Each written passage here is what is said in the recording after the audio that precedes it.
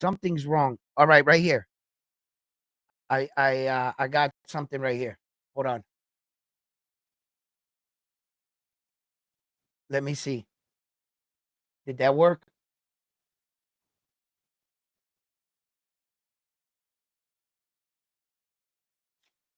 Come on.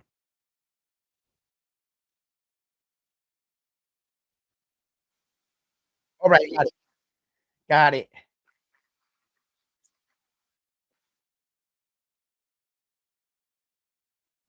All right. Thank you, Carlos. Thank you. Thank you.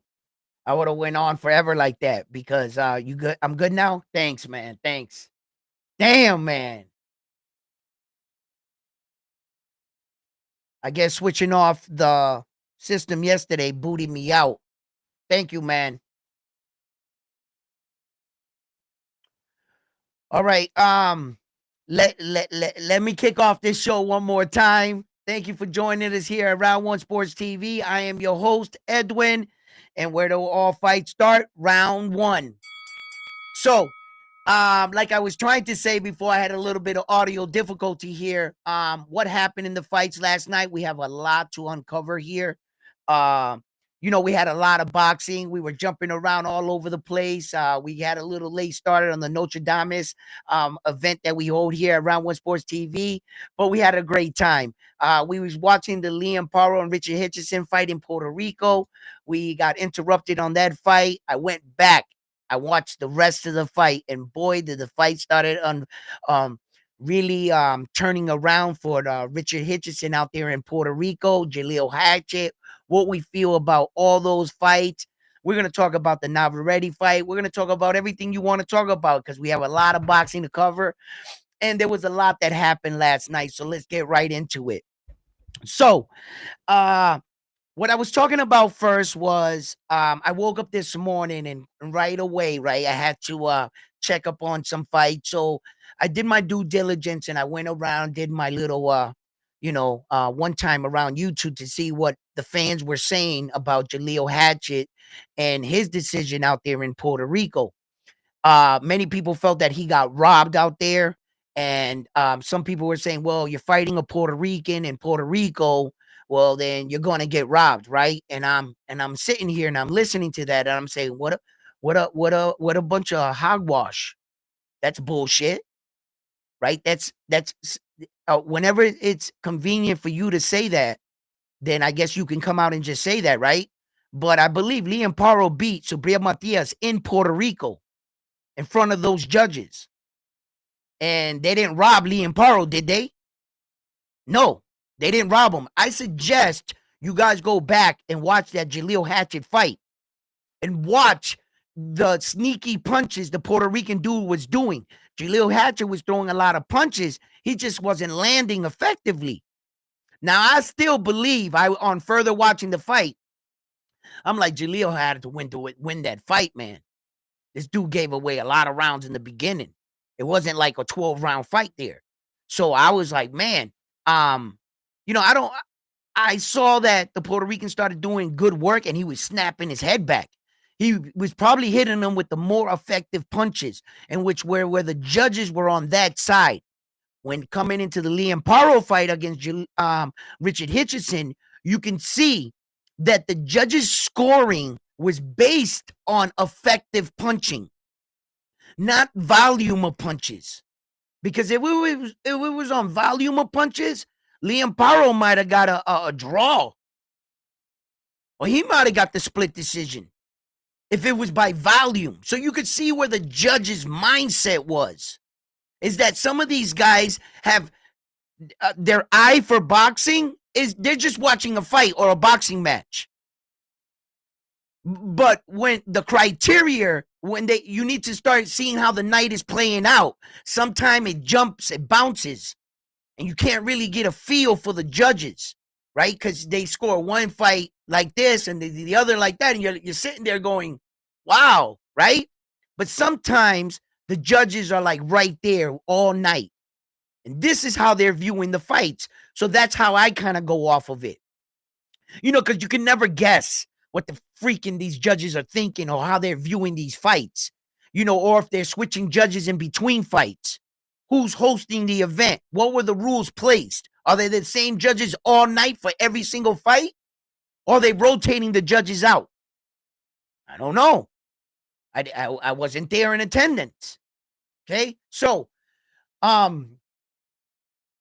what I thought happened last night in some of these fights, I think that Richard Hitchins, when I went back and I watched the Liam Paro fight, I think that Liam Paro got a good start. He had a good lead. What Liam Paro had to do was entice Richard Hitchins to come to him rather than him being the aggressor in the fight and pushing the action. It looked like Liam Paro was searching for the knockout. He wanted to stop Richard Hitchins. Richard Hitchins, all he was doing was he was being patient and he was catching Liam Paro come in. And then when Liam Paro would get hit, hard, and he knew he hit him hard, he would follow up with another 1-2, pushing Liam Paro back. And by the judges looking at that, him coming in, he would get clipped. Him coming out, he would get clipped. And Richard Hitchins was standing there nice, calm, and composed.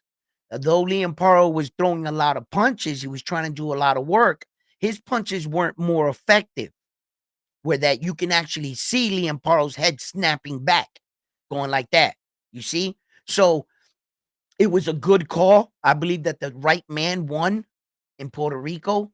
I think Richard Hitchins, congratulations, young man.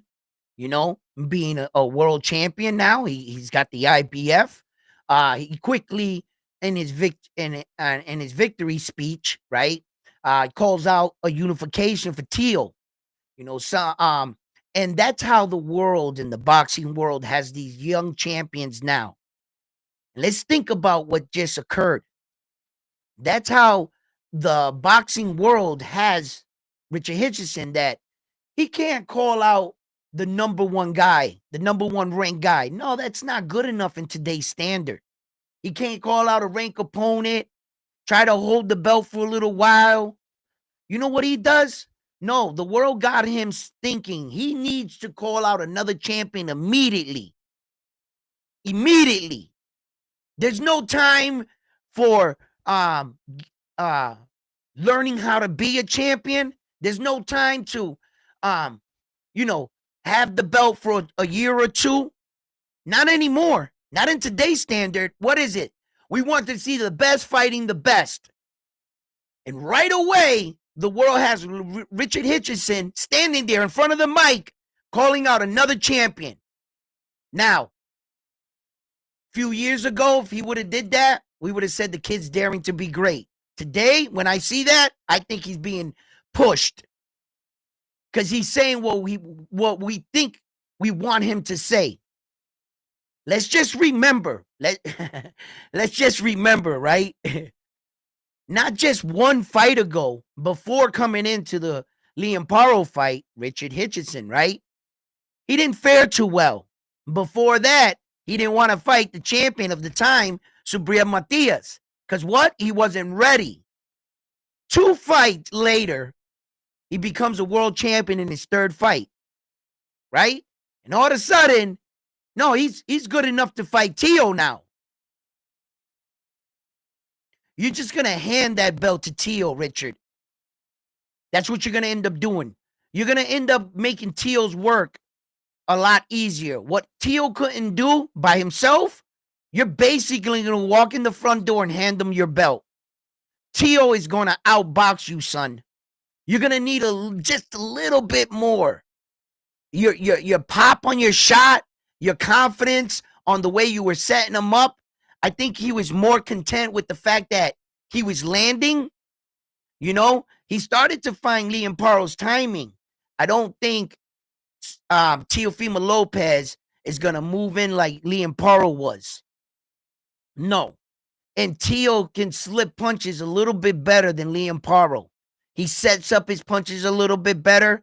And if Tio gets a lead on you like that, like Liam Paro got in Puerto Rico last night, I'm not sure you're going to be able to, unless you drop Tio or something.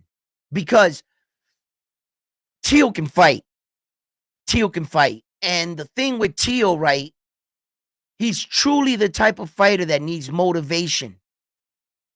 When he fights these, lower guys, he box and fights sucky, man.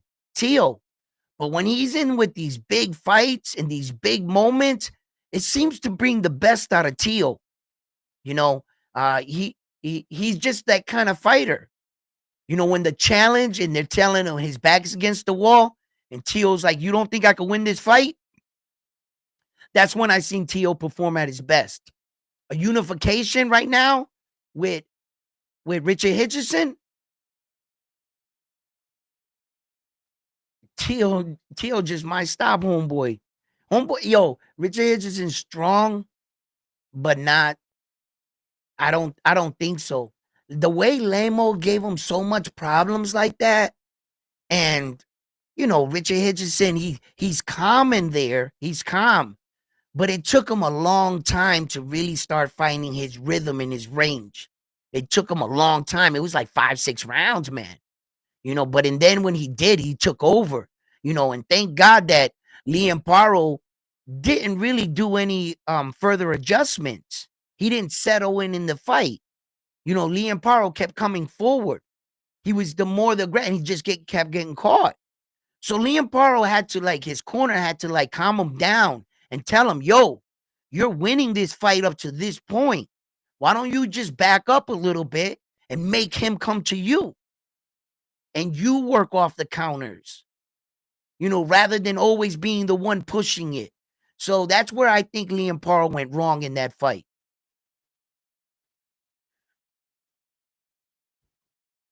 Naoya Inoue versus Espinoza, we'll talk about that. And Navarrete may be at 130, as Navarrete has called out Naoya in a long time. That's not gonna. Hatchet has. He's like Boots. Well, Teal's always struggling with all boxers. Nah, not with tall boxers. Tall boxers. My eyes are bad. Shit. Let's see here. No, not really, because he fought Josh Taylor well. Teal. He beat the brakes off of Josh Taylor. Josh Taylor was a tall fighter. But Josh Taylor was considered to be the undisputed champion. He was stripped of his 3 belts coming into the Teal fight. And that's what I mean. When Teal saw Josh Taylor's name come across, he fought a lot better. He beat the shit out of Josh. He gave Josh Taylor his first official loss. Josh Taylor was an undisputed champion at 140. So I can't say that Teal has problem against tall fighters. No, I can't. No, I'm trying to tell you. Teal fights better when the opponent's name is better, when there's more on the stake, on the line. He fights sucky ass fights when the fight is not that. When he fought Jermaine Ortiz and all these guys, it wasn't like they were big names. He was winning another belt. Teal, when he fought George Camboza, he was defending his belts. Teal messed up. He couldn't get out of his own mind. He was just trying to knock out George Camboza with one punch. If Teal would have settled in that fight, he would have beat George. He knocked George down in the fight, but he was already busted up. His eye was split, and he was mentally not there in the fight because he didn't think that George belonged in the ring with him. He didn't want to fight George at that time, but they made him fight him because he was a mandatory. And Teal's head was up here in the clouds, and he thought he was so big. He was like, let me just go in there and get this guy out of here. And he didn't understand he was in for a fight. And George Camboza was fighting to change his life.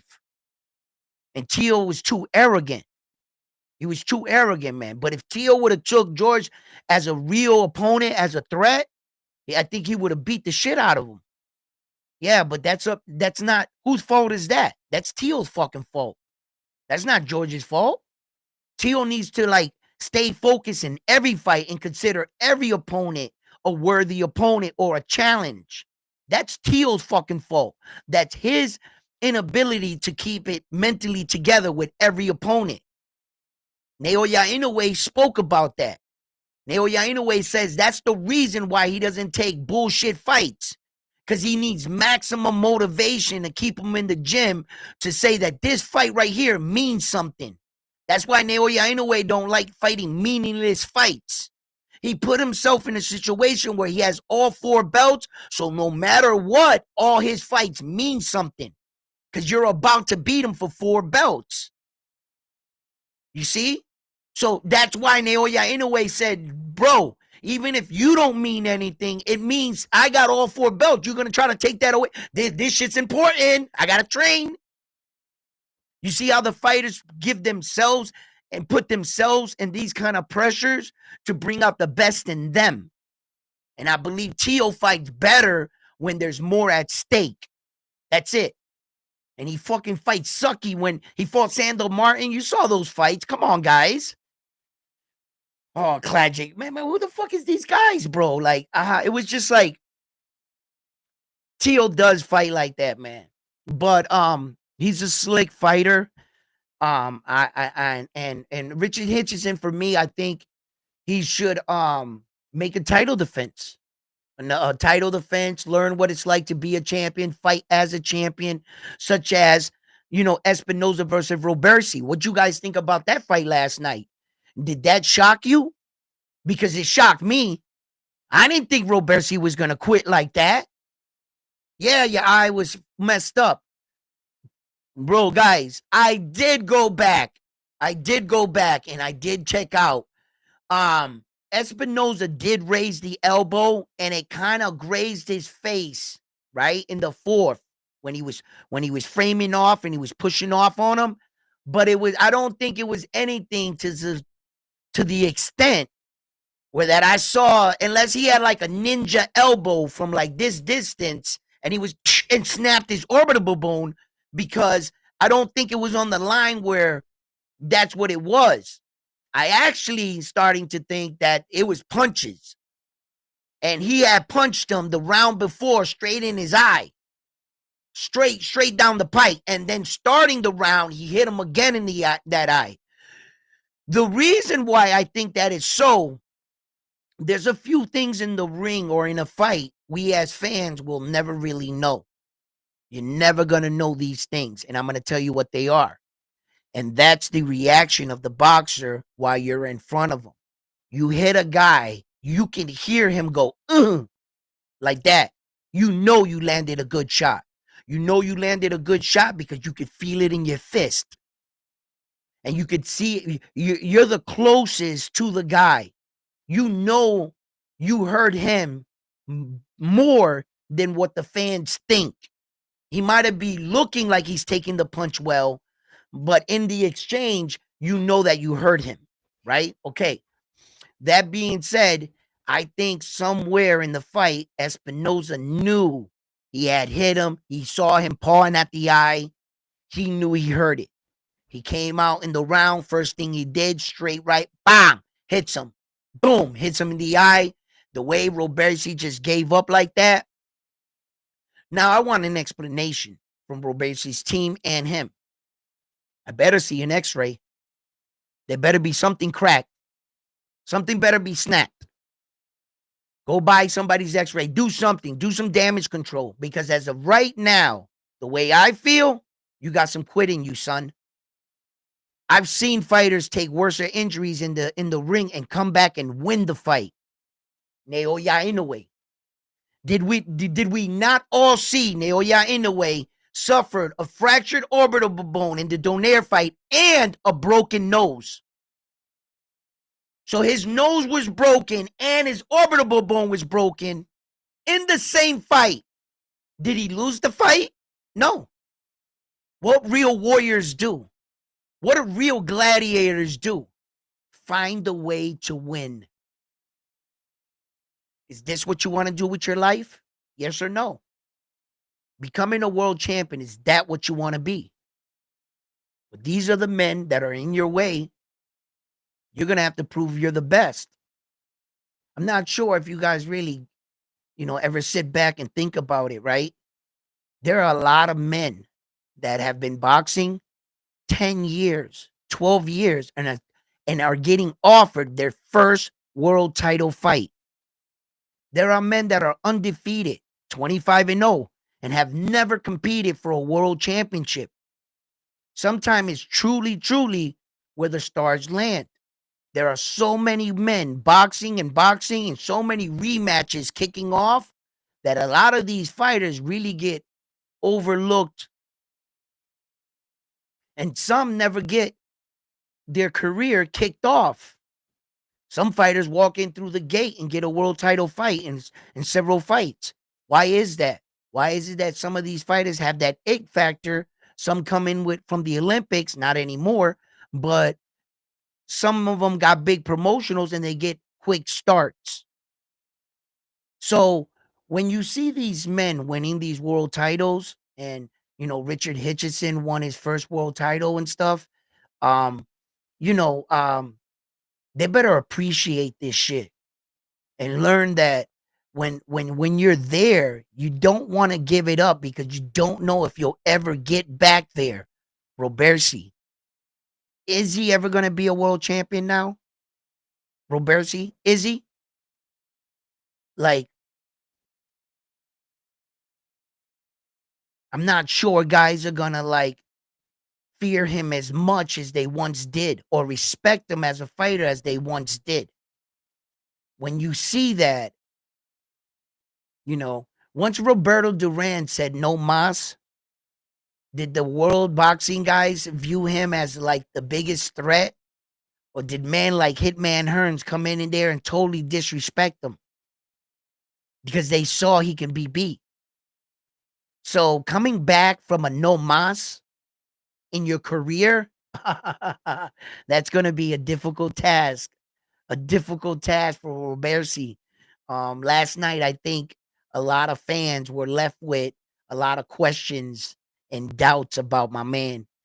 Tell me what you think about that. Tell me what you think in the comments. What do you guys feel? How do you guys feel about Robersi? Do you consider him a quitter or like what? What? Uh, do you think I'm being harsh on him? I've seen other boxers take worse injuries, and deal with it. You're seeing double. I know I'm seeing double. I got to protect my eye, circle out, you know, and what are you saying here, Mexican boxing? He knew the power and yeah, was coming and he didn't want to go. Yeah, Lionheart. They didn't make gold medals like they used to. Ah,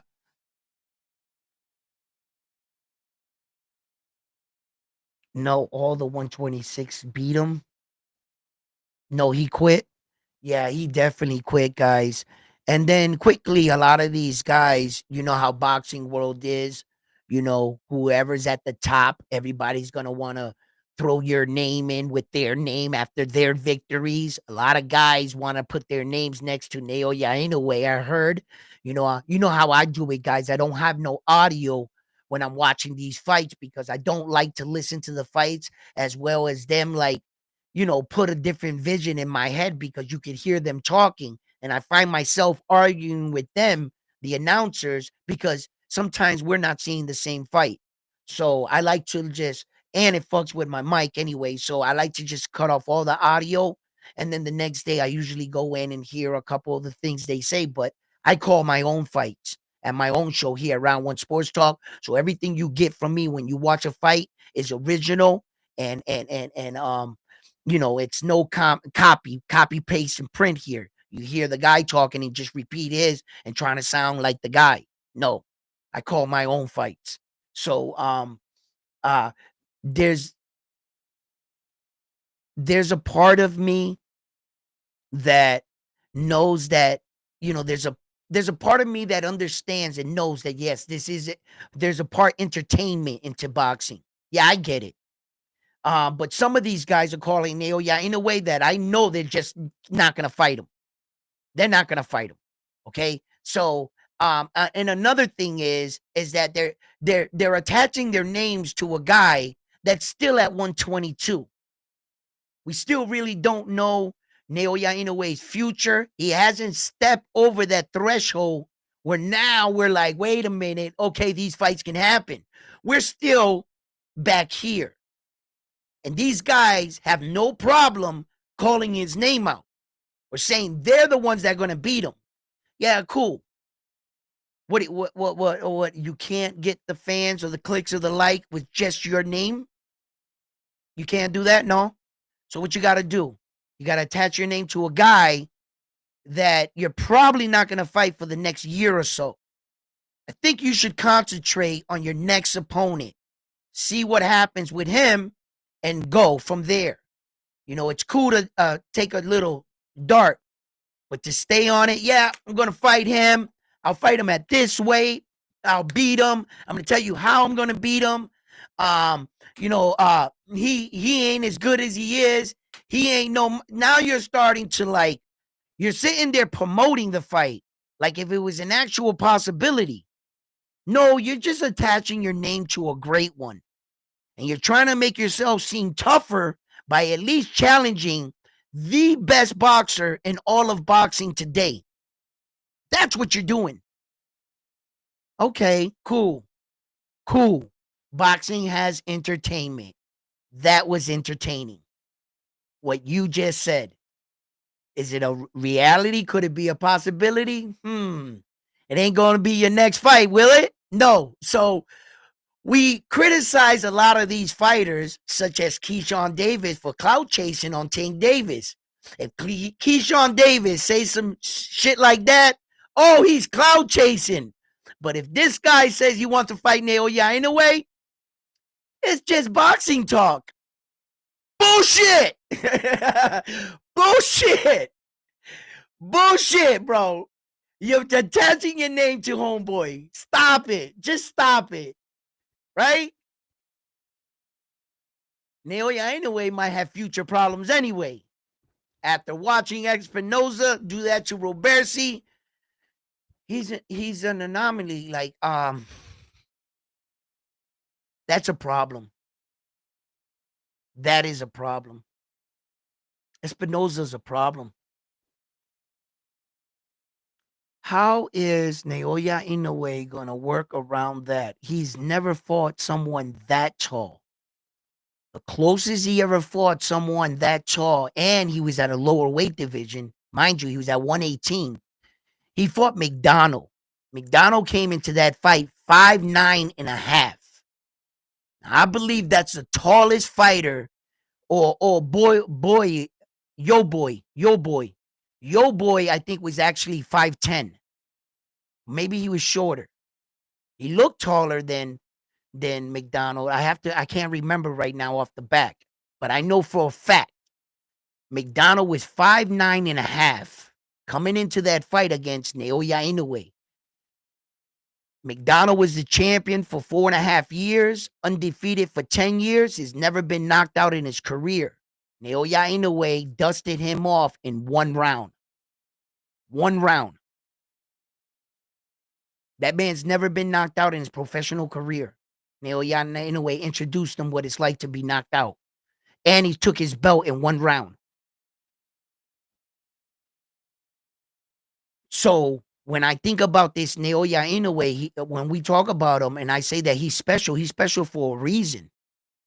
He's not considered to be the best pound for pound fighter in the world because he hasn't been tested in all styles, heights, brawlers, everything. They say Nick Ball would give him a problem. I say, hell no. Naoya Inoue is a sharpshooter. Nick Ball's openings are too big. He might be able to punch hard, but what good is it if you can't land that heavy punch against such a skilled fighter? And let's not forget how elusive Naoya Inoue is. Fighting Paul Butler with his hands behind his back. He was Roy Jones in him in the middle of the ring. You guys think that this dude is a one-dimensional fighter or something. You see him fight one guy and you judge him off of that. But you're quickly forgetting he never fights anybody the same. You really need to go look at this guy's his fights throughout his career. He's a monster for a reason. Every style they put up that we said, this is going to be the style. This will be the style. These guys are not even winning rounds against them. So the only reason why I think Espinoza is going to be the biggest puzzle is just the elephant in the room. Look at that reach. Look at that height. He's not as fast as I thought he would be. When upon looking at that fight with Robersi last night, he had a hard time keeping up with Robersi, but Robersi had a hard time keeping up his performance. Robersi seemed to get tired fast, right? He had a good poker face. He looked like, but as soon as Robersi stopped moving, it was over. Espinoza had him in front of him, and he would just throw straight shots. Robersi was landing some good shots, like the slight overhand like that. And in those kind of sequences, if Naoya Inoue hits you, like where Robersi was hitting those shots in between, where that Naoya Inoue is a more skilled fighter. He finds the target with a lot more accuracy. And if it's true that his power moves up with him, just like it's moved up every weight division with him, I gotta honestly say that Naoya Inoue is his power is gifted. It's not fake. It's not made. His power is not made by, he's one a certain site. He has true punching power gifts. He was gifts by the gods by that kind of power. That's not something you just know. He works on his power even more, which makes it more dangerous, but he was definitely born with that. Absolutely. Um, I mean, I can even teach you how to be a more effective puncher, but that's outrageous what he's doing. I've nah. He had to be born with that. So, like, yeah, Espinoza does present problems. Yeah, yeah. Ball, nah, not so much. I'm not scared of Ball as for Naoya Inoue as I am for Espinoza. That's gotta be a tricky situation there, man. That's like fighting Sebastian Fundora. Sebastian Fundora is not really considered to be the greatest boxer on the planet. And for some reason, he always loved in the beginning of his career to fight on the inside. He always gave up his advantages. His advantages were his reach, his height. He could have stood tall to a lot of these short guys. They would have had to reach his chin, right? And he could have fought like that the majority of his career. But he fought on the inside and he rock'em sock'em robots, So, but now he's starting to learn how to fight taller and longer in his last fights. He's starting to try to change his style. He already knows he could fight it and mix it up on the inside, perfect your style on the outside, utilize your God-given weapons that, your attributes, and learn how to capitalize on that. He's going to be a more efficient and dangerous fighter, Sebastian Fundora. Now Espinoza is learning the more and more he gets confidence as being a world champion. Hopefully this, goes to him. We always know the champion's curse. It happens to the best fighters where that they become lackadaisy with being champion. Oh, I can't be beat. Let me lay on the beach a little longer. Let me go out a little bit more. And we all talk about it as fighters, stay in the gym because when you leave the gym, it's hard to get it back. It's hard to get yourself back on track, and sometimes when you lose it, you really never get it back. And if you were honest with yourself, you can tell the difference. You can tell that before you took that year off, you even felt like a better fighter. You could say to yourself, "You're better now." But the fighter knows. The fighter knows. He'll think to himself, "How much more better could I have been if I stayed the course?" So, yo, guys, listen. What's up?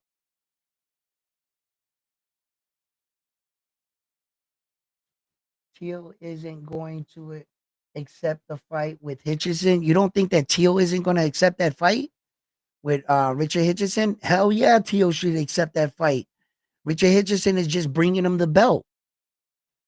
I don't think Richard Hitchison is ready for Teal. Not right now. Nah. That if you were to put that fight together, that would be a 65-35 fight for me. Teal's way. Yeah, it wouldn't be quite 70-30 and it wouldn't be quite 60-40 like that. Teal just got a lot of more championship experience than Richard Hitchison. He's fought guys like Loma, you know, Josh Taylor. He fought Sandor Martin. Tio has a lot better fighting opponents. You know, Richard Hitchison got this good victory, and congratulations to you. But if you think right away, then the world got you the same way they got Richard Hitchison, thinking that in today's era we have to fight the best fighting the best, and that he should, you know, because I'm gonna tell you right now, that would be a no-brainer for me. If the minute I heard Richard Hitchison say that, I would have had, if I was Tio, I would have had my lawyers and everybody contacting his people. I agree to the fight. I agree. I accept your offer. He's just bringing me the belt. I don't think Richard Hitchison has enough boxing, has been put in enough boxing situations, doesn't have enough title experience to beat Tio. Tio knew what it was like to bite down on the mouthpiece and go toe-to-toe with Loma in the 11th and 12th round. Those were the championship rounds, and he understood it, that he needed to stand down and fight Loma in order to win that fight, and he did. Not sure Richard Hitchison has been in those many boxing situations where he's going to be able to outsmart Tio. There's no way on God's green earth you're going to convince me that Tio wouldn't take that fight against Richard Hitchison. I don't even see Richard Hitchison. He'd come into that fight the underdog. I guarantee it. Because the boxing, they know exactly what I'm talking about. And sometimes you got to take things for what they are. You know, and it's true. Sometimes some of these guys are remarkable talents. They might not have all the boxing experience in the world, but you can clearly see, yeah, he doesn't need all the boxing experience. Give him that opportunity. He's going to get it off of you. Naoya Inoue, when he challenged for his first fight, for his first world title, the dude had like fucking, what was it, 42 professional fights? Naoya Inoue had 6 professional fights. 6! That guy probably was laughing. And he was like, are you serious? You want this 5'5" Japanese dude fight me right away for my belt? He had 6 fights. All right, fine. Put him in to fight me. Naoya Inoue wiped him down. Adrian Hernandez, right? It was the first one. He wiped him down, bro. And it was, you know, so I see where that, yeah, Naoya Inoue at that time coming in to fight, he didn't have championship experience. He didn't have any of the stuff that I talked about. He wasn't put in a lot of boxing situations at that point I felt in his career. None of that shit. But you know what Naoya Inoue said? Put me in the ring with that man and I'll show you better than I can tell you. But when I look at Richard Hitchens, I don't see that. I don't see that. I saw him coming off a pretty bad performance, becoming a world championship off of what kind of performance? He did outbox finally Liam Paro in Puerto Rico, yes. Okay. Did he knock him out? Did he look that impressive?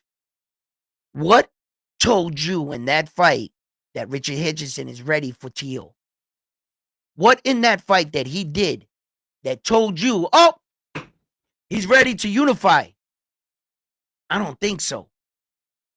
I think he needs to calm down, go learn what it's like to be a champion. Fight, become confident as a champion. Knock some people out. Put in a little bit of championship work. Build yourself up as a better champion. 1 or 2 fights. You know, but look impressive.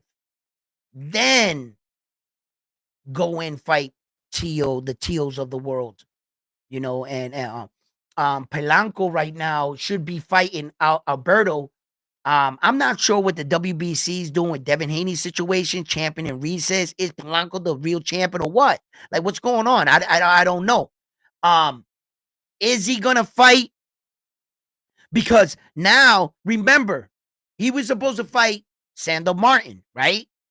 A few months back. Remember when all the headlines came out? And the challenger to the winner of that fight was supposed to be Gary Antoine Russell, right? That's how it was supposed to go.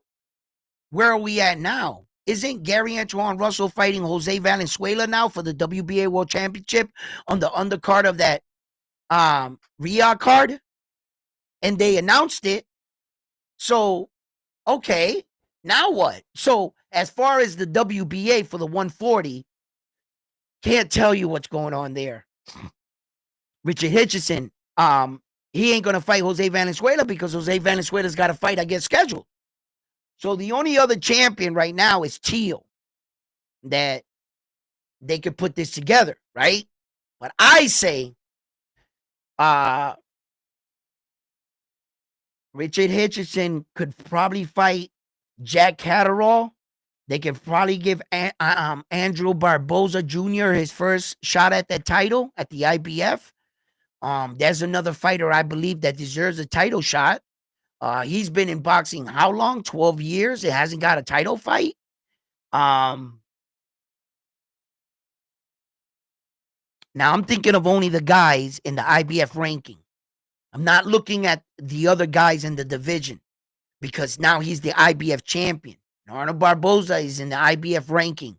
Jack Catterall is in the IBF ranking. Subriel Matias is in the IBF ranking, which Subriel Matias is announcing now that he's getting back in the ring and fighting a title eliminator to get himself back in line for the IBF. So be on the lookout for that. Subriel Matias has already announced he's going on that undercard, but his opponent is yet to be determined. So Subriel Matias is already making a quick return back to the ring, and this next fight is for a title eliminator for the IBF. So Richard Hitchins might have to be looking in his rearview mirror and looking out for who's coming up rather than trying to quickly go unify, thinking that that's going to save him. A unification doesn't ignore your mandatories. You must clean house at your home, where you're the champion. Going out, conquering other lands is cool. It's cool. And getting other belts, but you also have mandatories and you can't run from them. And that's what these belts are doing now. They're trying to take these fighters and make them more accountable and fight in their divisions rather than unifying. So when I think of fighters for Richard Hitchins, where were we?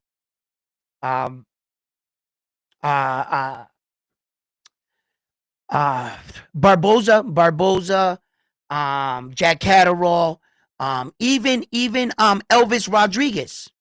Elvis Rodriguez is also in the IBF ranking.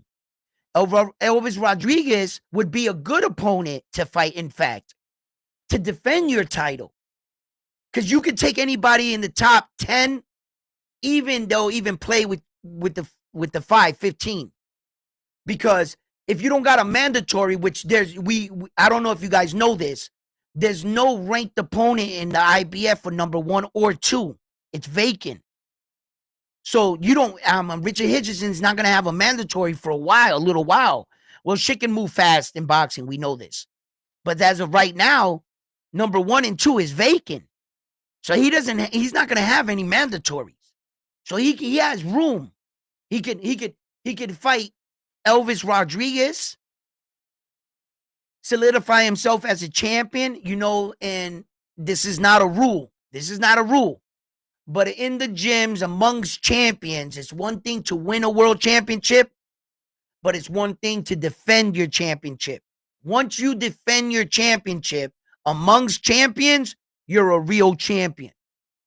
In the real world, you're a real champion once you win it. I get that.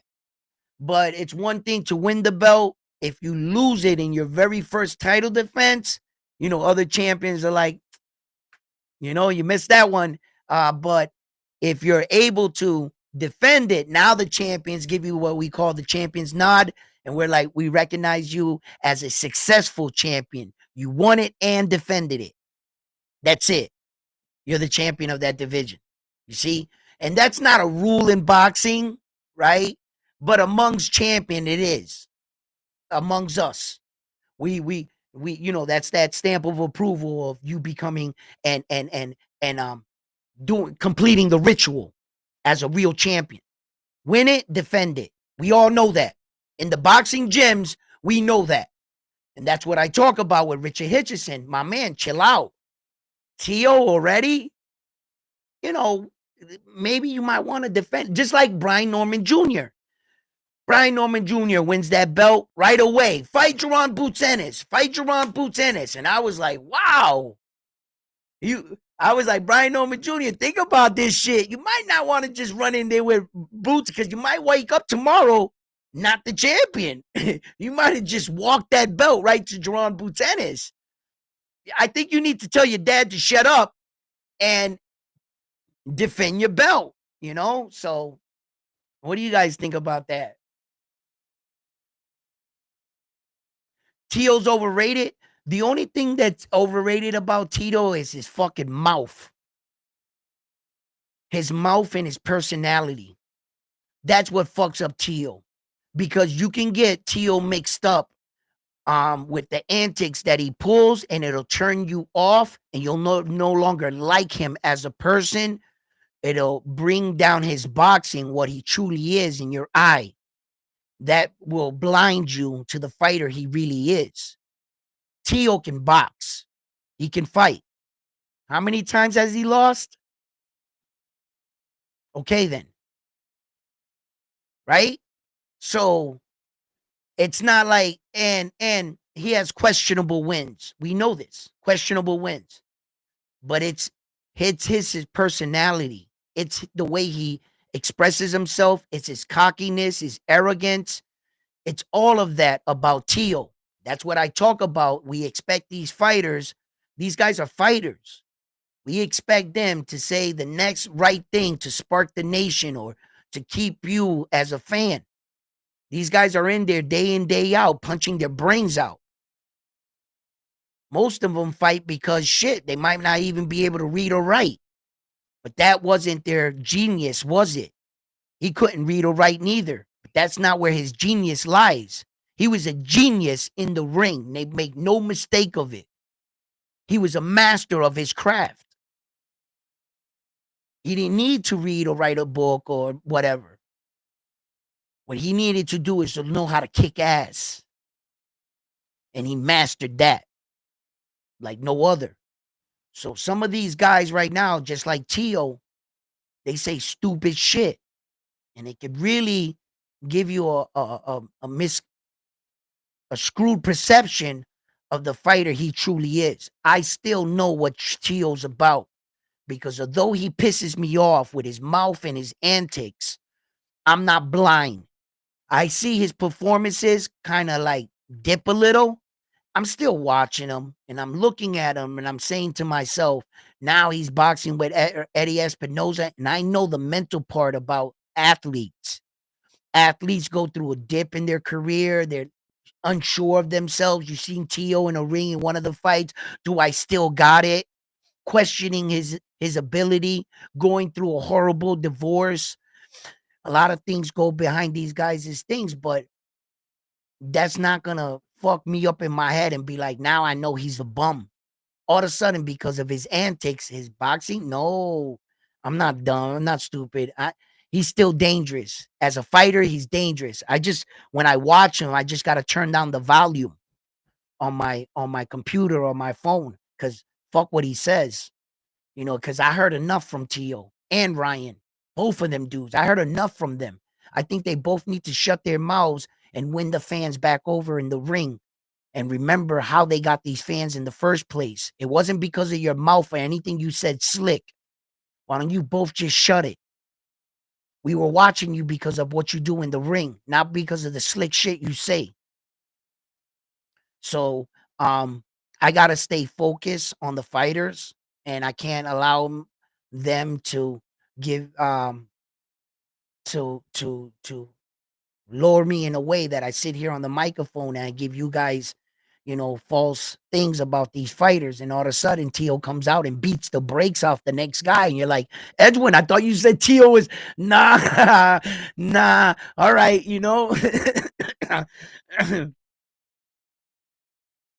Hatchet is too big for Tio Lopez. I don't think so. I don't think so. I seen Tio, fight tall, big guys. I saw Tio at 130. I like Tio's power better. like I felt like he was cracking better at 130, but I do believe, and I talked about this, Teo stood stagnant in his boxing career. He really hasn't elevated his boxing style. He can fight, and when he needs to, Teo knows how to reach into the bag and grab different kinds of punches when he needs to. And that's one of the slick things about him. He's not just relies on certain punches. No, Teo, um, he can be slick when he needs to, right? And if you pressure him, but he never, his fighting ability didn't go any further. So in his last four fights or so, he comes up to 135. He fought Jack Catterall really, really, really well. You know, and that's what I talk about when he had the bigger fights, the bigger name. Teo performed better. And when he fought these lower guys, he fucking struggled. And it'll give you this, you know, this image of Teo that, oh, he's starting to suck. He's not going, he's not moving. But like I said in the beginning of talking about Teo's the kind of fighter that he becomes a better fighter when the moment is bigger. When the event is bigger and there's more on the table and all the chips are in the middle of the pot, that's when Teo comes out to fight. All these other times, man, I don't know what it is. He's that kind of fighter. I've seen those kind of fighters before. I've seen guys in the gym lose to lesser foes. Then that one guy comes in the gym that's undefeated, cocky, and arrogant, and it just boils this guy's blood day in and day out watching him. And he says, you know what? Fight me. And that guy goes, ha, ha, ha, ha. You lost to everybody in this gym. And they get in the gym and fight him, and this motherfucker whoops his ass, bro. There's no measuring stick to a person's heart and what it means to them to win in that particular fight. I don't know why some fighters fight like that. I don't know why some people fight better when they're fighting for someone else than when they fight for themselves. You ever see that guy? He gets, into a fight in the neighborhood and doesn't do that good in the fight when the fight that was just for him. He got nervous, backed down in the fight or whatever. You see that same kid watch somebody get bullied or something in front of him, and he turns into a ninja. He's fighting 3 and 4 dudes up, right? I don't know why some people are like that. I don't know why some people need for you to push the stick off their shoulder and for them to start crying, for them to start fighting first. I don't know why. I don't know why some people can go from 0 to 100 like that. Be having the time of their life. You didn't see, he just snapped, bang, quick. Fighters are like that. And I think that Teo really is right in that line, from what I can see. But Richard Hitchison is a big guy. Yeah, he's pretty big, right? Teo's big in his own right. You let Teo blimp up a little bit, and then Richard Hitchison now got the IBF. So now he has to respect that 10-pound rehydration clause all the time to defend that belt. He might have grabbed the wrong belt for being so big. He's going to have to stay dedicated year in, year out, in and out. He can't blow up because his body might not be able to catch it back. You don't want to gamble with that. And your belt. Lose your belt on the scale. How many times have we seen that? So now Richard Hitchison put himself in a peculiar situation being the IBF champion, being that tall, that big, and you can't rehydrate the way you want, But in a unification, let me teach you something about unifications, fights. In a unification fight, you don't have to honor the 10-pound rehydration clause for the IBF. The WBC's belt will void that out. The WBC champion doesn't have to rehydrate 10 pounds, so the IBF champion won't have to. And it scratches that out. So when you see unification fights and you never hear anything about a 10-pound rehydration, but you notice that the IBF belt is on the line, you're like, where the fuck is the 10-pound? That when you're unifying the rules, there's a structure that they all agreed to years ago. And what the rules for, if what belt were to ever fight what belt, and what rules will be done away. In a unification, you don't have to honor the 10-pound rehydration for the IBF. No, you don't. But if you defend the IBF, you must honor the 10-pound rehydration. It's mandatory. Any title defense for the IBF, it's mandatory. Fighting for the IBF by itself, mandatory. 10-pound rehydration clause. The only way around it is a unification. Yeah, so I'm just remembering that. So Richard Hitchins is going to be able to blow up if he fights Teal. He's not going to have the 10-pound rehydration claw on him.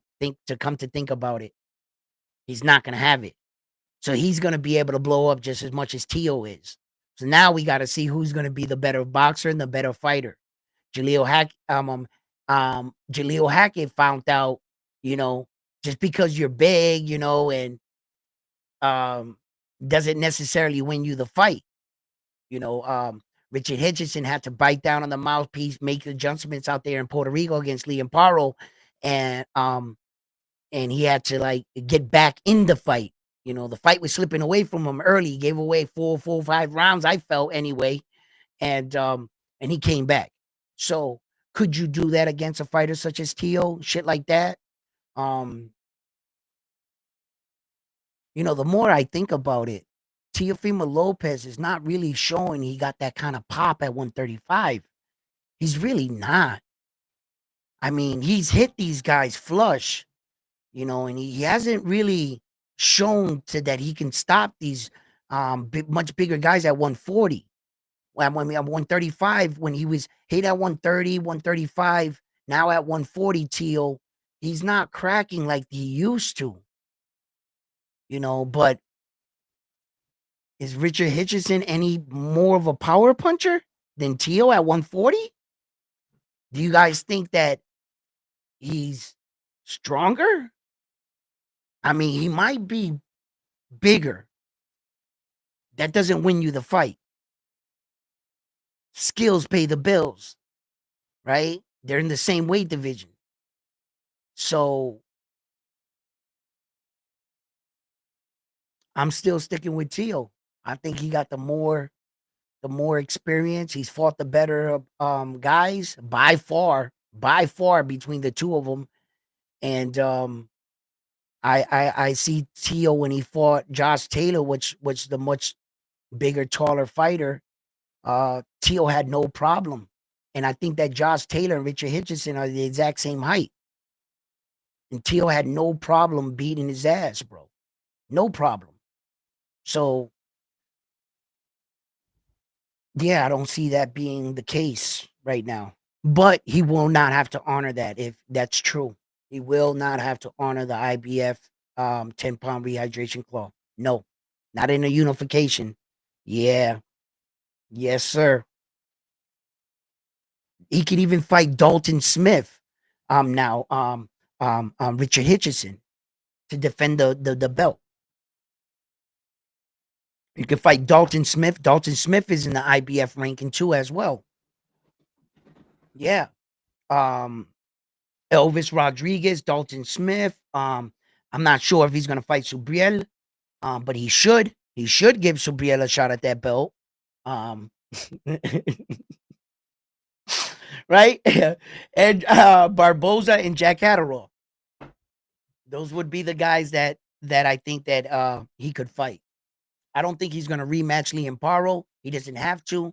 Once again, was there a rematch clause in place for this belt? Did Liam Paro do a Subriel? What's going on? And Ed Hearn was going to win either way. So let's just remember that, okay? Let's just remember that.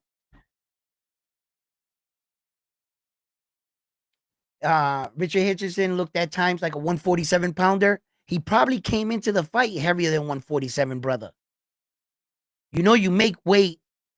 Wait a minute. No. Not for this fight. Not for this. But there was a 10-pound rehydration claw in this fight. So he definitely had to be under 149 coming into the fight with Liam Paro. Okay, this is how it works. This is how it works for the IBF. For their 10-pound rehydration structure, it works like this. The fighters got to weigh in at 9 o'clock in the morning, right? They got to make weight, okay? They got to be, 139, 138 and a half, whatever it is, but under 140, the fight limit, right? So they make weight 139. The next day, actually, the first day doesn't have to be at 9 o'clock in the morning. Yeah, I just made that time, but it can be any 12, 1 o'clock, whatever, right? But you're gonna want it early in the afternoon because you don't want it too late because you gotta maintain this weight. So this is what happens. Once you make the weight 139, the next day at 9 o'clock in the morning, to be precise, the next weigh-in is exactly at 9 o'clock in the morning. What you gotta do is, when you went the full night, you got to weigh in the next day 10 pounds under from 140. You cannot exceed 150. The fight schedule at 140, you got to be the next day 149, 148, 147. You must weigh that in. If you miss weight the next day and you weigh in at 151, 152, it disqualifies you from fighting for the belt. The fight can still continue, but you will not be able to win the IBF world title because you didn't meet its requirements. And that's the 10-pound rehydration. Now, after 9 o'clock in the morning, once you make the weight, once you weigh in, let's say 147, 148, 149, you did not pass the 150.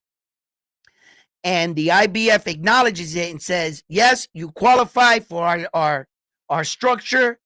The fight continues. You both have an opportunity to win the title. See you gentlemen tonight. Whatever weight you can put on from 9 o'clock in the morning to 11 o'clock at night or 10:30 till you enter the ring, that's all up to you. If there's a trick, I haven't seen it, where you can gain 10 more pounds from there, typically all you're going to gain is 3 more pounds, 3 to 4 more pounds, and that's just water weight. Basically what it is, because what that 10-pound rehydration claw is actually doing is keeping the boxer honest. It's saying that you are a natural 140-pound fighter, that you had to have been training within a 10-pound range of the 140 pounds. That makes you a real 140 pounder. You're not like 175 pounds cutting mad weight to get down at 140, make the weight, and blow up 25 pounds the next day.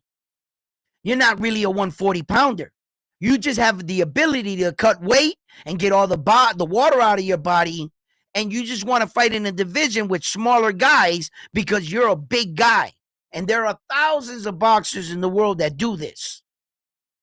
And the reason why a lot of these guys really do this is because they're not big punchers.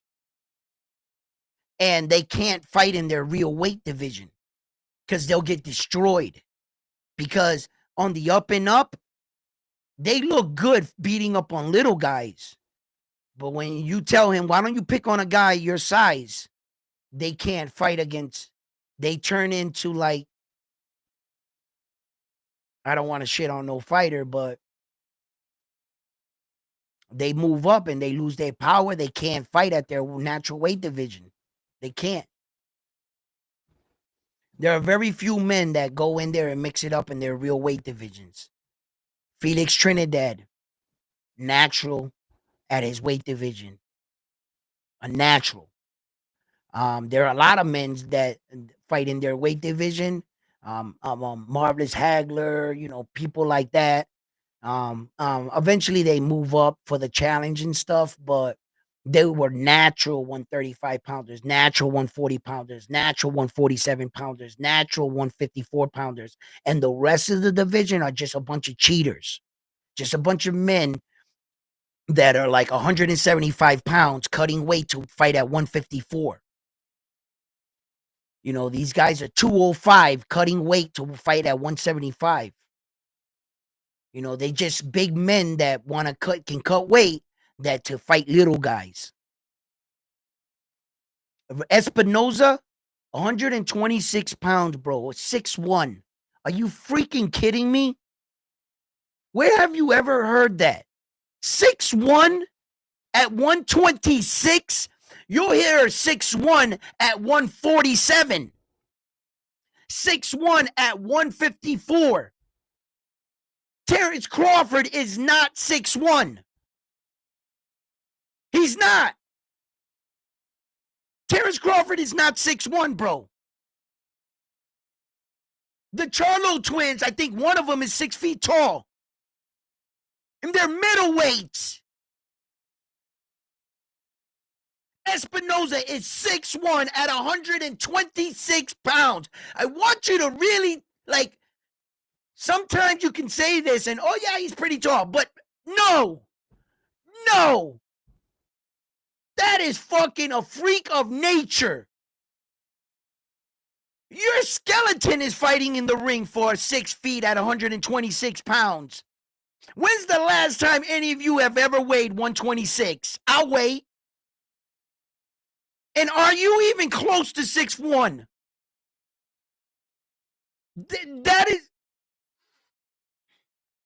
That's a problem. That's a fucking problem. That could be a problem for any fighter, bro. Naoya Inoue, man, I'm trying to tell you. And here we are, we're all thinking Naoya Inoue would have a tough fight against Robersi. Now there's, you know, I could still see that being a tough fight because, I mean, they're not far from each other. Robersi is what? 1 inch taller than Naoya Inoue. You wouldn't even notice it.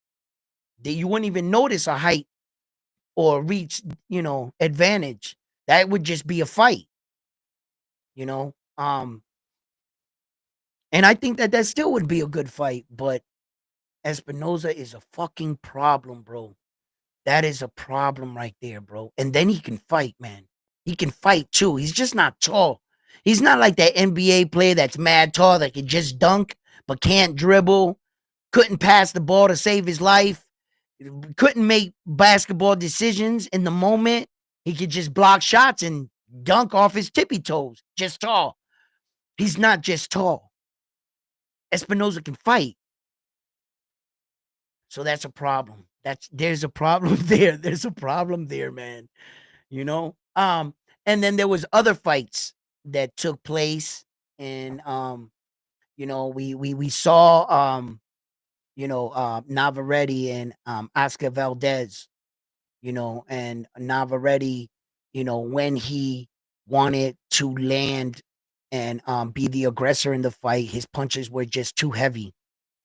They were just too heavy for little Valdez.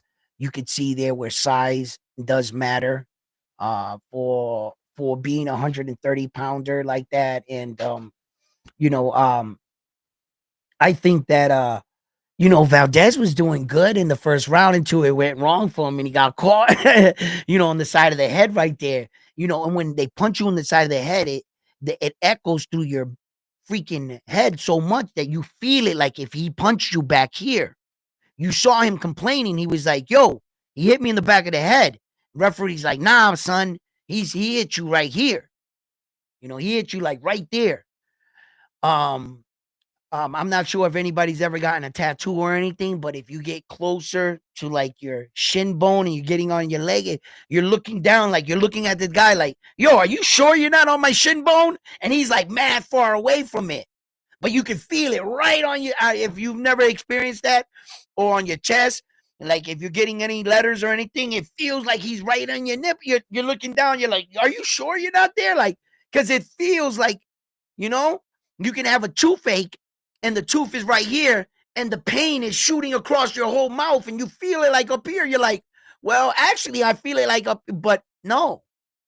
And that's kind of like what happens when you get hit with a big shot. You know, your motherboard is malfunctioning, like bam, and the pain is radiating through your whole body, and you're like, wait a minute, you know. But definitely, and that's where I think that Robertson might have felt like he got hit with an elbow because the punch was so heavy. And he was like, nah, that couldn't have been his punch, right? No, it was his punch, I think. So and then we saw that, you know, Valdez, he gave it his all. He gave it his all. He did box better. He did box better in this one. He was boxing better. Navarrete's fucking, his style, his footwork, it was just, when I watch him, I'm just like, how the hell is he winning? How are you winning like this? And it's just being the bigger guy and having good power. He can crack. Navarrete can crack, and when he hits you, he's going to hurt you. And he does know how to throw punches. He doesn't really necessarily throw from his base, his feet, where that he twists with his hips, and he really uses the momentum, right? It's crazy. He was throwing combination and power shots, and his front foot was lifting up. Like he was like throwing these shots off his back foot, and his front foot was going up. And I was like, how the hell are you throwing these punches? It's all shoulder. He's throwing it all shoulder, just letting him go like this. He's not using torque at all. He doesn't know how to be he's not grounded right. Nah, he doesn't start from a good base. If Navarrete, I think if he knew how to hit better, but by this point, maybe you can teach your old dog new tricks. He's not that old. He's 28, 29 years old. He's not even 30. So he just looks real old, Navarrete. But, he doesn't throw his punches like that, and his footwork is trash, man. Like, oh, man. Like, he crosses his feet and it's just, it's sometimes for him being a world champion and representing the belt, as a world champion, and this is what a world champion skills he's putting out. You're looking at it, I'm saying like, like, my man, you ain't fixed none of that. This whole time you ain't fixed nothing like that. He is the exact same fighter, just better in shape. Just better in shape. Yeah.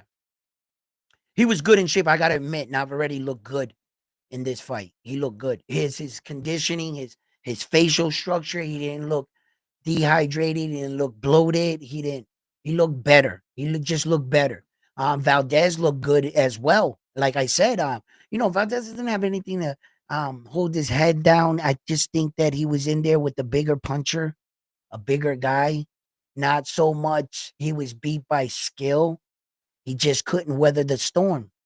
And he kept getting clipped. And those punches were heavy, definitely. Espinoza weighed in at 146.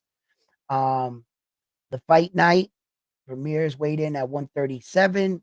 Fight night, and the super bantamweight, Naoya Inoue weighed in at 138 on fight night.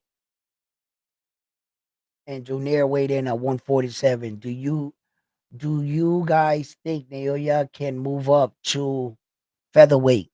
Whether or not I believe Naoya Inoue can move up to featherweight, that would be strictly up to me. I'm not Naoya Inoue. I would love to think so. I think that his skills and the type of fighter that he is, he shouldn't have any problem going up there. Now, whether or not he's really hiding the factor well that he is maxed out, he has reached his limit. This is that will be his 6th weight division, jumping up to 126. It would be his 6th. On the record book, it would be his 5th, right? But in reality, it's his 6th. And the reason why I say that, because we got to remember, he hopped over one weight division, the 112. He never entered the 112. So we don't bring up the 112 because, one, he never won a title in there, and he never fought in that weight division. But you can't ignore the fact that he bypassed it. And it does technically count, right? It's just not going to go in as far as like, he's at 122 right now. He has 4 weight divisions that he won a belt in, right? But at 122, he technically passed 5 weight divisions. By entering the 126, it would technically be his 6th weight division. But on paper, on record, he'll be entering his 5th. You understand? Because he jumped over one.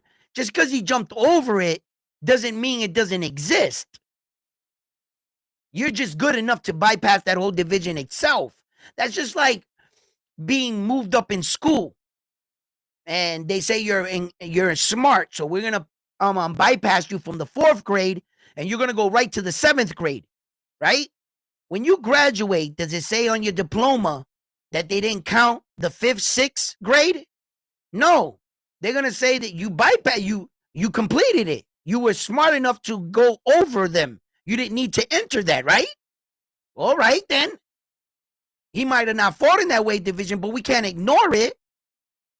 So let's, as a human, 126 is 6 weight divisions, bro.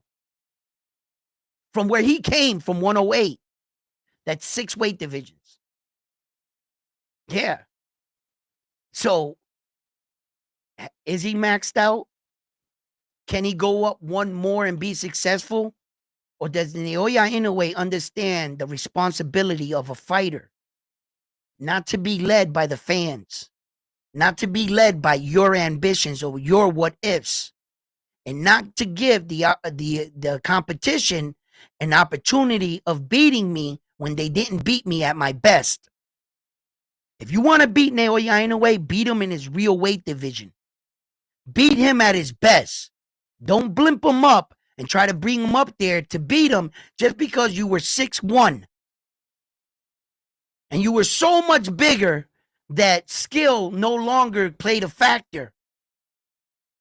It's like telling Naoya Inoue to beat up Tyson Fury. We know that Naoya Inoue is way more skilled than Tyson Fury, but at some point, size is going to be too much. And your skills won't be able to even show. When Shaquille O'Neal did that little stunt with who was it? With Shane Mosley or somebody? Shaquille O'Neal kneeled down on his knees. We know Shane Mosley can fight better than Shaquille O'Neal. Shaquille O'Neal can't even fight. But look how big he was that his skills didn't even play a factor, man. He's just too big. So, where is it that we think that Naoya Inoue, if you ask me, yeah, I think he could go all the way up to 130, 135, Naoya Inoue. For his height anyway, and his skill ability, yeah, because Tank Davis is 5'5", and he's there. The Pernell Whitakers of the world, all these short-ass dudes. Look at Isaac Pitbull Cruz winning the title at 140, only 5'3". 5'3", he wins the 140-pound championship of the world. 140, guys. Naoya Inoue is 3 inches taller than Isaac Pitbull Cruz, a lot more skilled and punches way harder. And why don't I think Naoya Inoue can't move up there? Because all these guys are not the same. Yeah, Tank Davis can sneak up to 140 and fight one particular guy and beat him at 140, but can he beat all the 140-pounders? I don't think so. I don't think so. Some of them are really big. You might be able to catch the one that is the shortest, the smallest, the weakest in that division to try to beat him as your champion. You went and fought Rolly. But did we really think Isaac Pitbull Cruz can beat Tio Subriel, the champions at the time? Fuck no. He didn't belong at 140. He was 5'3". But he did it, right? Naoya Inoue has the skills to pay the bills. But do I really want him to take that chance to be being dethroned and undefeated in a weight division he really didn't belong in? Just because we, the fans, are pushing the limitations or the limits to our favorite fighter, our most exciting fighter. Because we feel like, why does the world have us feeling like, unless he does things like that, they're not going to give him his recognition? When he doesn't need to move up to 126 for anything. Naoya Inoue doesn't need to move up to 126 to validate who he is as a fighter. He's an accomplished Hall of Fame champion. He's going to the Hall of Fame regardless. It's what he does now to put onto it. But why do we feel that we need him to go up to 126 to fight these guys to really say, see, we told you so? Nah, I'm already saying that right now. Naoya Inoue doesn't need Tank Davis. Naoya Inoue really doesn't need to go up there. He's already proven to me who he is. I would like to him to shut these people up. Yes. Yeah. But he doesn't really need that. It's too late. If you guys wanted to stop this Japanese dude, you should have stopped him way back there. But you couldn't, could you? You guys shot everything you had. Every country, every nation went at him. They all lost. They all lost. He fought Mexicans, Puerto Ricans. He fought Ukraine. He fought them all, man. All of them. All of them. He fought them all. He fought all nationalities. Not Ukraine, Filipino fighters, Chinese, all of them, all kinds of fighters he fought. And I'm just like sitting there saying to myself, how much further can he go? You know, some of these guys came up in a different era and they were able to pull off some Superman shit because maybe the testing for steroids wasn't as efficient as it is today. Sometimes some of these guys got steroid careers. They really do. Just because they didn't get caught doesn't mean they weren't cheating. In today's era, where they can catch you for something you put in your system a year ago, trace amounts, they can now, these tests are like super tests and shit, and the steroid people always trying to make PEs. It's a crazy game, and they trying to stay at one head of the other guy and what have you. But in today's era, the way that they're doing it now, like the fighters like Naoya Inoue, man, I really tip my hat off to his success, and I acknowledge him as a fighter because, you know, I've never seen anything quite like this ever in my life. I've never seen anything like this. And I just think that he's really good for the sport. A lot of men are starting to give him his recognition. As you can see, more and more fighters are calling him out that are more closer to even 3 divisions out from where he is. Shit, even Ryan Garcia tried to call his name out in an interview one time. I'll fight Naoya Inoue. You guys saw that, right?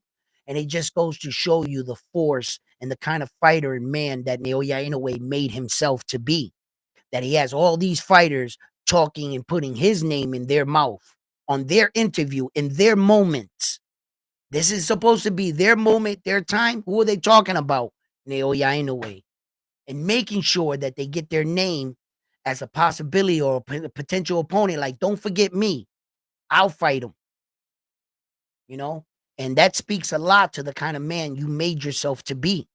So hats off to Naoya Inoue and the success and, you know, the attention that he's getting. It's well-deserved, well-earned. The Saudi prince, you know, he kind of got him like an ambassador wearing his shirt. You know, he's paying him so much money. So I expect maybe some things to change for Naoya Inoue. Maybe that U.S. fight, 2 things. Maybe we get the U.S. fight, or maybe he fights out there, right? 1 or 2 ways with the Saudi prince. Or maybe the Saudi prince comes in and backs Naoya Inoue up and pays the money to get the fights we want to see him in with, such as Junto Nakatoni, such as moving up to the 126, fighting like Nick Ball, you know, which I think that he would probably go that way more, you know. Who else at the 126? You could say, well, that WBO title, man, that was the way. That was the way, son. Like, and Espinoza has it, bro, because that's your mandatory. They can't deny him, because if Naoya Inoue was to vacate his belts, make the announcement and move up to 126, and then all the champions get cold feet at the altar and say, no, I don't want to fight him. They can play keep away with those belts. They don't have to fight Naoya Inoue. They don't. But the WBO, that makes it your mandatory, bro. There's no way out for the WBO champion. But that's risky. I think that's the toughest challenge for Naoya Inoue, is going the WBO challenge. And what if he goes in there and makes it look easy? And he really like, and now, man, come on, man. Like every challenge, bro.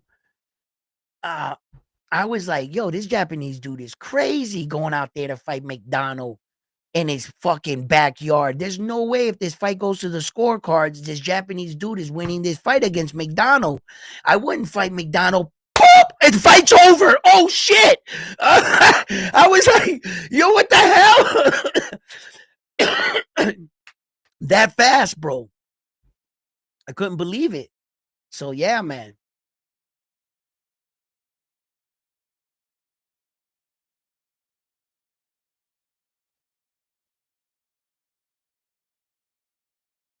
Hey, yo, what's up, Angry White Guy? What's up, my man? Yo, I was waiting to come on your stream. I was sitting there waiting. I started playing Call of Duty with the boys right here because, you know, we lock in. You know what I mean? And, yo, I was going on a run. We was going on a run on rank play. And I was like, oh, now he pulls up the thing for all the guys. But I was already locked in. We were playing for like a while, and I wanted to get off, and then it didn't. But yeah. Listen, we gotta also hook up and go on for your live stream and stuff like that. But what were you talking about? Tank Davis did what?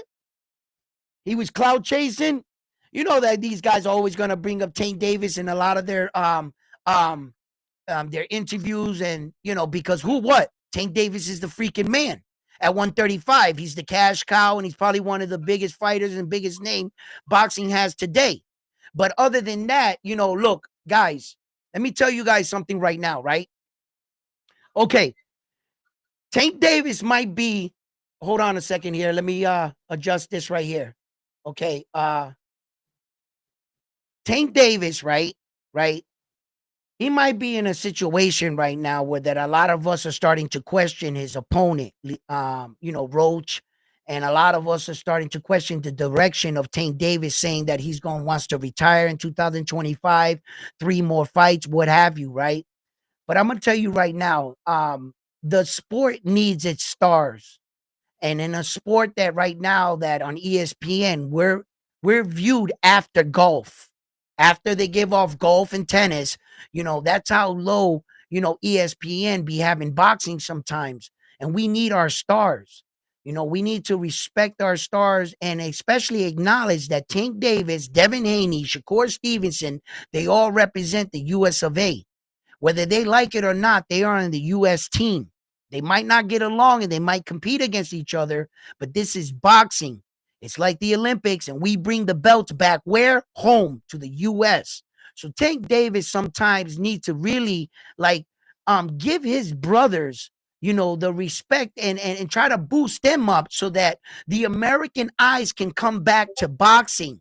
Stop shitting on each other and attacking each other, because all the countries from the outside looking in look at America like we have no loyalty.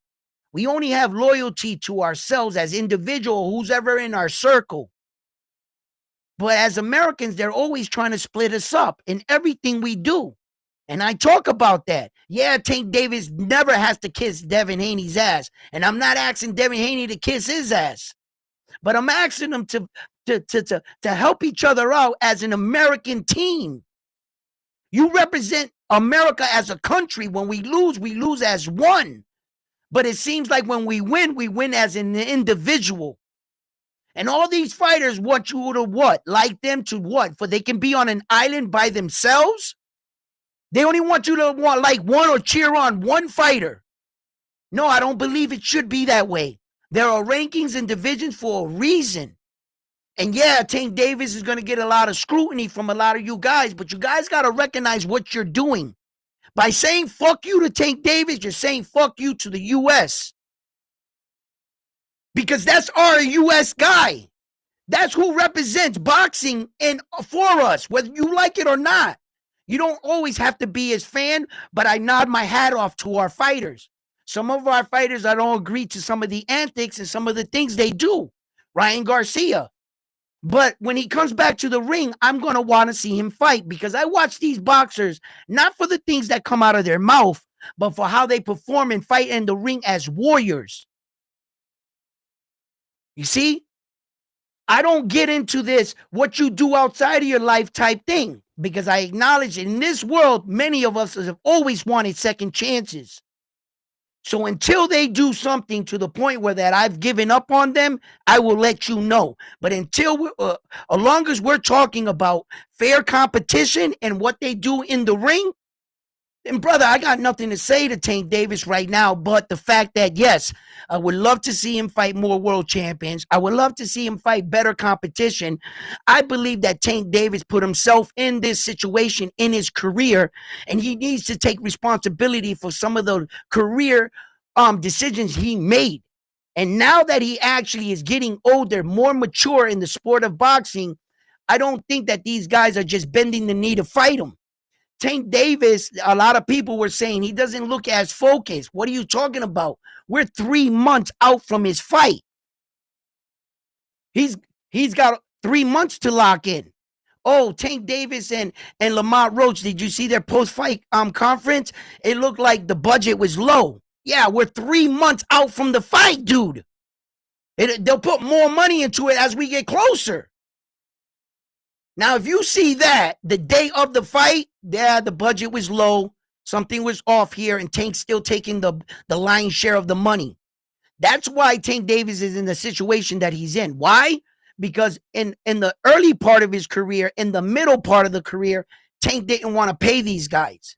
He didn't want to pay these fighters to go in the ring because if he would have fought Devin Haney, he would have had to pay him. He would have fought Tio, he would have had to pay him. He would have fought Loma, he would have had to pay him. This way, Tank fought these guys, gave them basically peanuts, and Tank walked away with the lion's share. Now that Tank is in a situation where now even his stock is even higher, yo, Tank, my man, you got to do like the legends did, like the Bradys, like the Michael Jordans. Take less money, give away more money just to get these fighters in the ring with you now. And Tank, he wants the bag, you know, so he's got to learn how to give a little to get more, Tank, and I believe he'll be all right because I know who Tank is, and I hope that one day he shuts the world up and he really shows the world what I see in him. I see an exceptional fighter that hasn't had the right dancing partner. I see a fighter in Tank Davis that is waiting to get that fighter to really showcase the type of fighter that he is. Unfortunately, there hasn't been a man that we feel like can give him that kind of fight that he hasn't fought yet, because I think Loma can give him that kind of fight. I'm starting to think that Devin Haney, you know, Devin Haney is a different fighter. He would have fought him different than he fought Ryan, and I think he would have been more prepared for Tank Davis. I think Devin Haney fell asleep behind the wheel with Ryan's antics leading into their fight. So, you never know how the fight would play out. But I would love to see these future fights and to see these guys and to see maybe one day if it was true. I want to know if it was true, not just hypothetical. Could Tank Davis unify all 4 belts? Could he? Does he have enough skill to do so? I mean, I'm tired of talking about these fighters and putting the cart before the horse just because I know he can do something. Oh, let's just give him credit for it. Nah. He's going to have to earn it. This is a blood sport. And in this sport, you can't just talk about being great. You're going to have to prove it. And if you want to be a world champion in this sport, you're going to have to fight like a champion. Liam Barrow, Richard Hitchins were fighting in Puerto Rico last night, and Richard Hitchins knew that he had to make adjustments. He took over that fight and walked out of Puerto Rico, the new IBF champion of the world. So now he has a target on his back, and there's going to be a lot of men coming at him at the 140-pound weight division, and there's going to be a lot of moving parts, and I can't wait. We're closing out the end of this year with some big matches. We still got the heavyweight championship happening December 21st. We have Naoya Inoue December 24th. And we're going to start off the 2025 year with a bang. Riyadh season, the Saudi prince is putting up that money. And you see these cards they're already building. So I can't wait for the 2025 boxing year. It's going to kick off really, really well. So let me know what you guys think right now. What is this right here?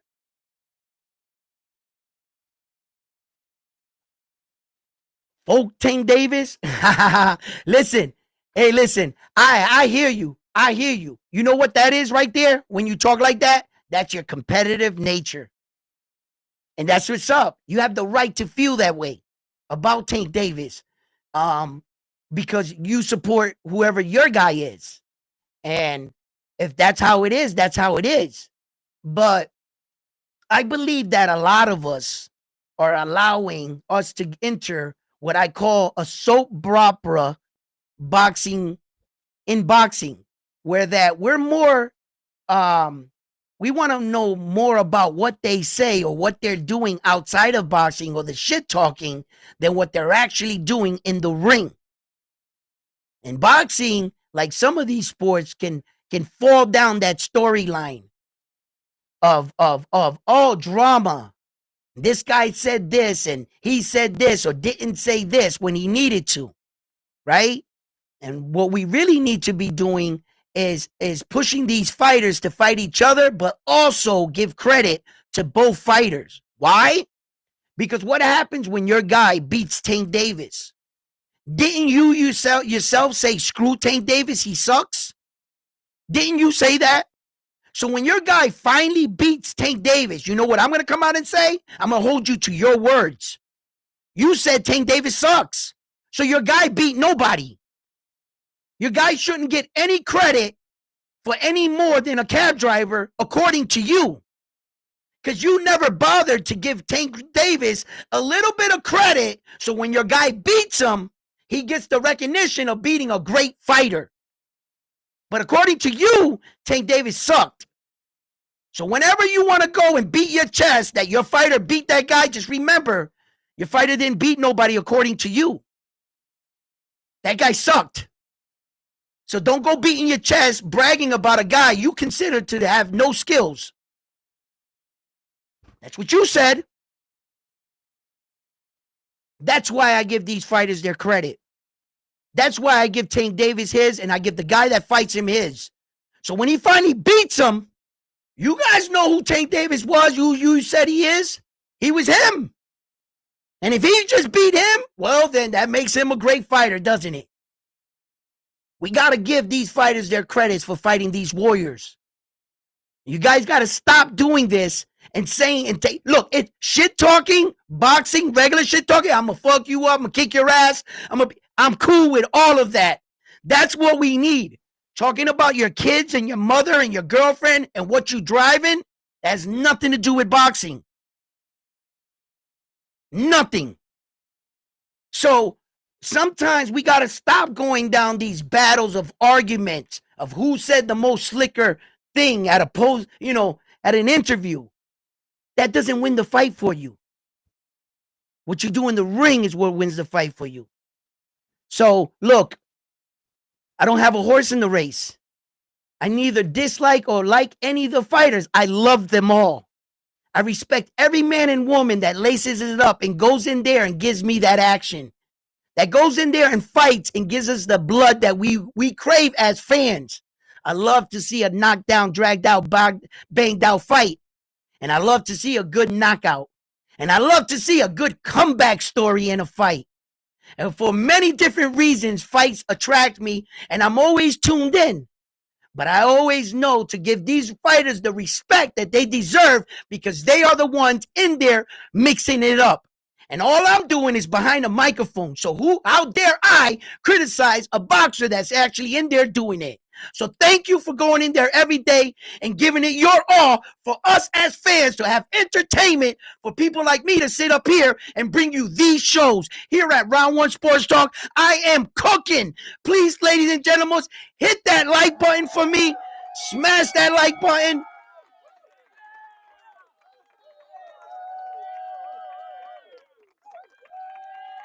What's up, Mark? How you doing in the building? How you doing, Mark? Angry White Guy, what's up? I see you guys. Al, what's up? Hellspawn. You gotta respect these fighters. Angry White Guy. Hey, what's up, Rob? You know what I'm saying? My brother from another mother. How you doing in the building? Listen, Rob, go hit that like button for me and drop a comment in the comment section.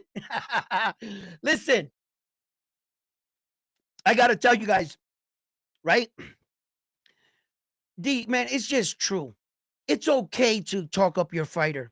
It's okay to have a favorite fighter. It's okay to see an amazing fighter. And it's okay for you to see things in the fighter that sometimes people will not see. And sometimes you're trying to get your fighter and the passion that you have for your fighter and get the other people to see what you see in your fighter. And it always sometimes does not work that way. Sometimes they see what you're talking about and sometimes they don't. But that's okay.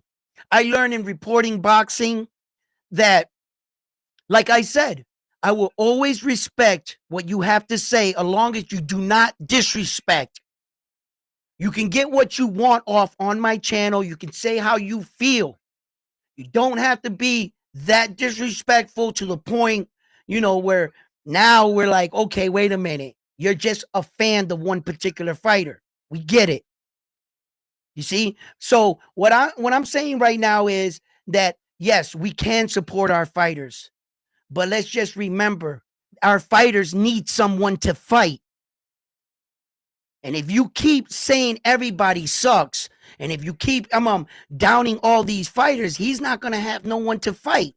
All these new people, sometimes when they see your favorite fighter, some people is coming into contact with them for the first time in their life. This is the first time they're watching them.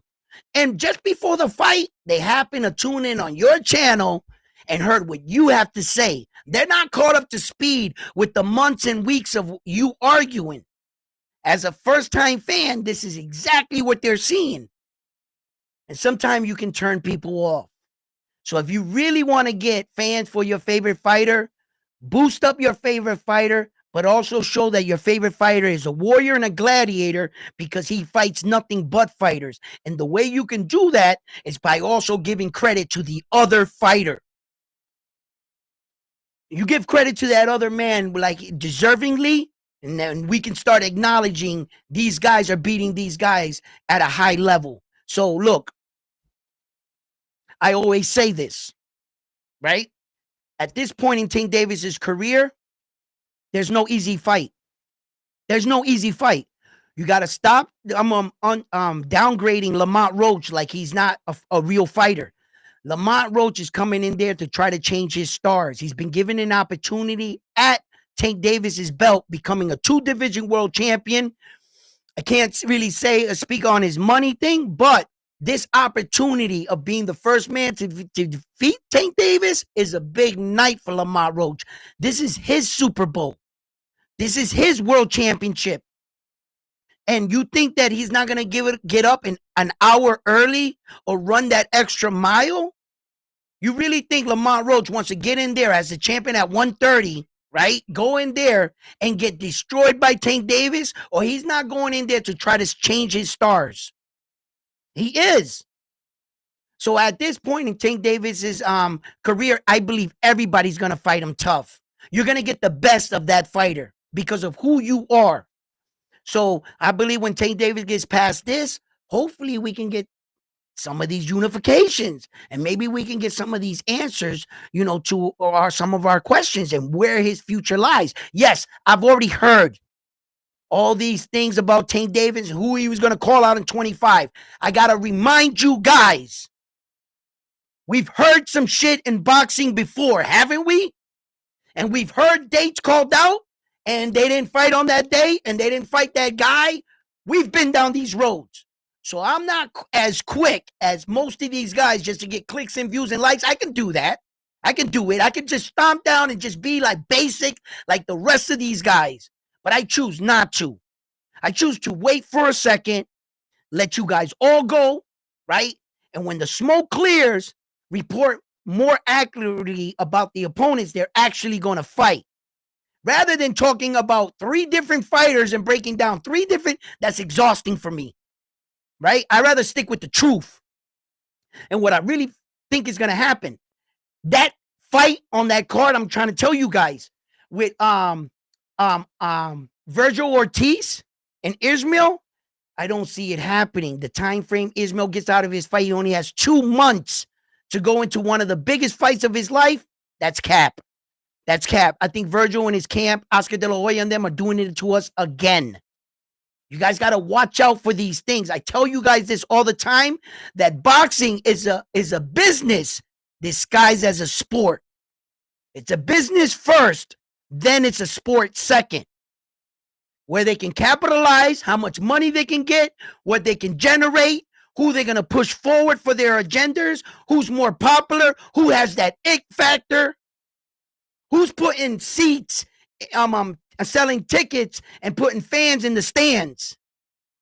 And that's where boxing sometimes gets behind, and some of us get frustrated by situations like that. But I keep telling you, boxing is a business disguised as a sport. Please, fight fans, don't forget to hit that like button for me. Rob, how you doing in the building? Round 1. My man.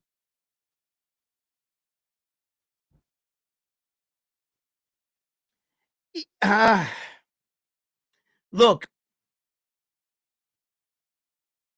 I don't see it. I don't see it. December, come on, guys. Like, they already announced Ismail canceling the December fight. They already announced it. Okay. You see, because look, 2 months, bro. 2 months, really? Did they try to feed it like that? You guys see my poster, and that's the poster that they sent me. They sent me that poster, and I put it up for you guys to see on my shorts, and I put down the schedule. But I didn't, that was a fight. I told you guys. I told you. I was honest. Because some of these things I can see, some of them surprise me. They do.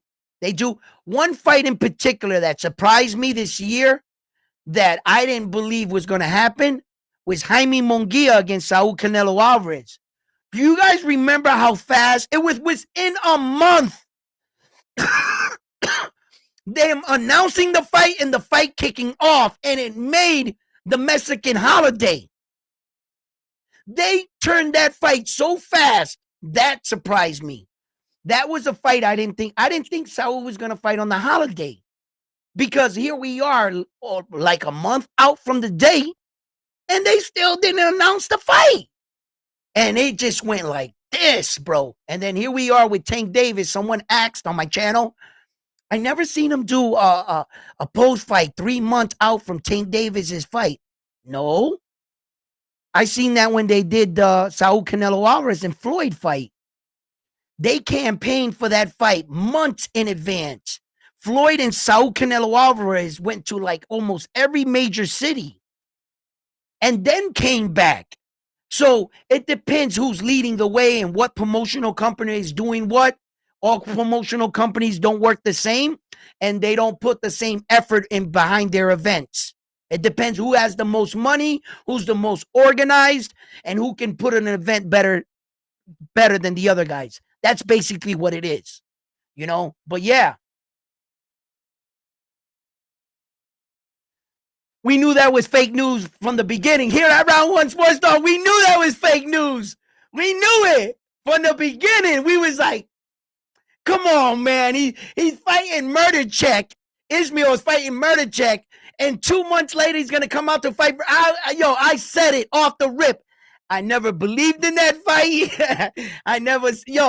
So you guys know. And then the other fight that it is a potential of not happening, of course, because of who he is and what's been going on around him is Shakur Stevenson and Schofield. You know, young Schofield is a great fighter. I think that would be a huge challenge for Schofield.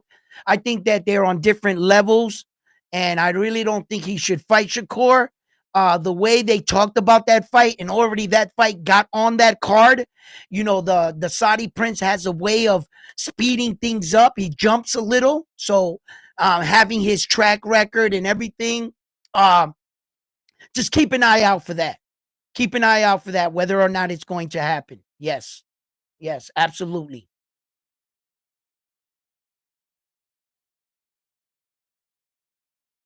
He did.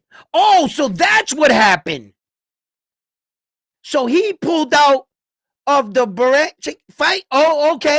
I see what you're saying, Mark. So that's what happened. Okay, okay.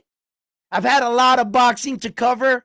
I've been all over the place checking these lower guys, some of the newer guys, some of the guys, young prospects coming in from Puerto Rico. I was checking them out on those cards too. So I had a lot. So thank you when you guys come in, help me out with a lot of these things, and also feedback information to the show. We're betterly equipped. Of course, we always do our fact checking here at Round One Sports Talk. So we are going to go in and check more on these interviews and fighters and what they're doing to bring you better knowledge on what the fighters' next moves are. So yeah, look, I can't wait, to see some of these fights. And look, guys, before I close this live stream, I just want to end it with this, right? Look, yeah, you can have a favorite fighter. Yeah, and all the way up until this point, you could have been taught, bred to hate everybody else but the guy that you support. But I'm just letting you know that I'm giving you a new way of viewing boxing, and recognize that when Japan wins, no matter where they are in the world, that belt is represented by Japan, isn't it? Okay, then. When these United States, our American fighters win, they represent us. When Tank Davis wins, Devin Haney wins, Shakur wins, Terrence Crawford win, we win. And as long as our boys are going out there and fighting and trying to bring these belts back home to America and respectful competition, and that's where I'm at. I respect all our fighters, and I respect every fighter in the world, no matter if you're from America, from any other country. Why? Because fighting is not based off skin color or nationality. Whether fighting is based, can you kick ass? Yes or no? And are you the best? And since I've been doing this channel, my only question has been, where does the best fighter in the world come from, and what does he look like? I have to know. So, fight fans, thank you for tuning in. Don't forget to give a like to this video. If you haven't already, subscribe to the channel. Thank you for tuning in. Thank you for all your comments. If you have anything to say about any of these fighters, please leave it in the comment section below. And like always, fight fans, I'm on to the next one after this one here at Round One Sports Talk. Don't forget to tune in with me tonight. I will be going on, and we can do a recap of today's fights. Thank you, ladies and gentlemen. Love yourselves. Be